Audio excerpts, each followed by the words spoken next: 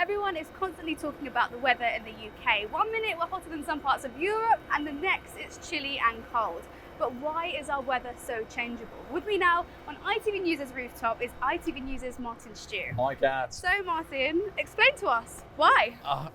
We're in a really difficult place in the world. So two things really. First of all, you imagine places like the North Pole, quite easy to predict the weather. It's always cold. The equator, very easy because it's always hot. And we're sort of slap bang in the middle of the two. So you've got cold air battling with hot air, and where they meet, that brings a lot of change to the weather. The other thing is we are an island, and because of the way the Earth spins, we get most of our weather from the west, and that's of course come all the way over the Atlantic. And as the air comes over the sea, it picks up moisture, and what does moisture mean? Cloud and rain. So with all that thrown in the mix, it makes it very tricky.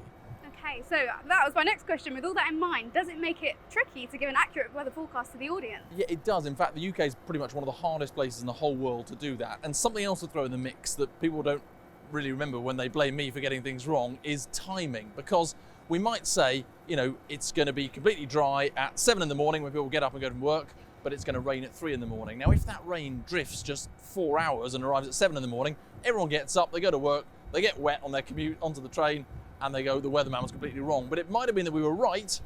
The rain just happened 4 hours later than it should have done. So all in all, it's pretty tricky. Okay, so it is officially summer. Meteorologically speaking, that started June the 1st. Can you give us any clues as to what our summer's going to be like? Yeah, I knew you'd ask me this.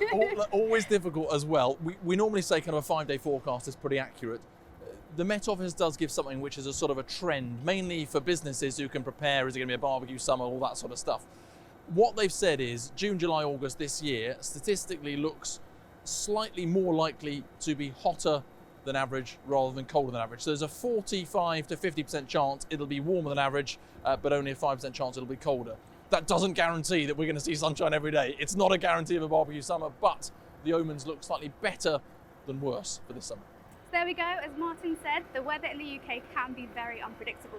Remember, the UK as an island is situated in a position that makes us very vulnerable to inconsistent weather. Now, if you have any weather-related questions that you'd like answered, do comment below, and don't forget to follow us on Facebook, Instagram and Twitter.